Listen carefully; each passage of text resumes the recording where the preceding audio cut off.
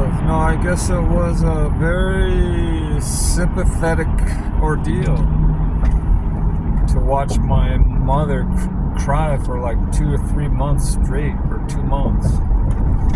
She just couldn't cease from tears.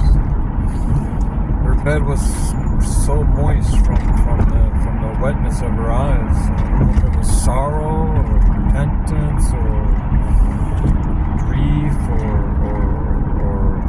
hopelessness, or maybe even tears of joy in part. Maybe it was a combination of all those. But maybe she felt abandoned. Maybe she felt rejected. You know, that was part of her life growing up. She had 3 different adoptive parents. My mother, so she was adopted by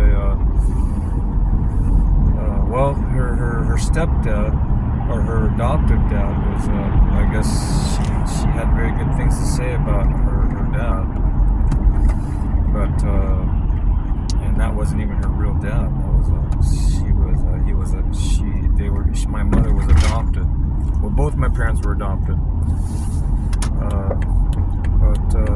apparently my mother didn't get along with her mothers, her adoptive mothers.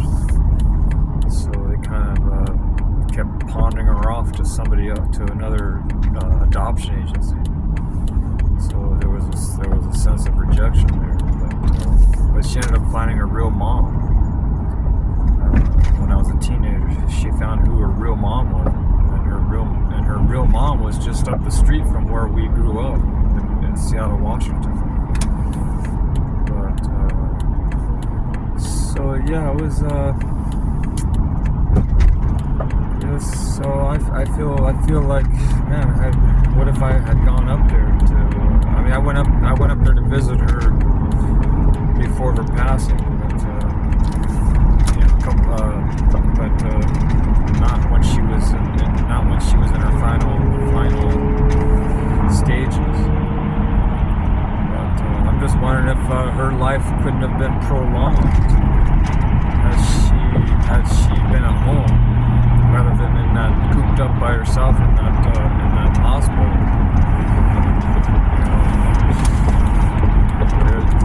When you feel loved, you feel wanted, it makes all the difference in the world.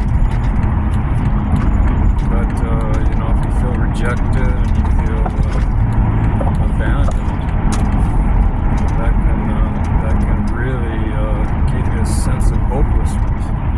That's why faith is so important, because you can't really trust in people 100%. They're going to fall short because they're human beings, and even the most saintly person who is totally selfless and caring about others, they're not going to be able to meet all your needs, 100% of them. Even if they do their best. But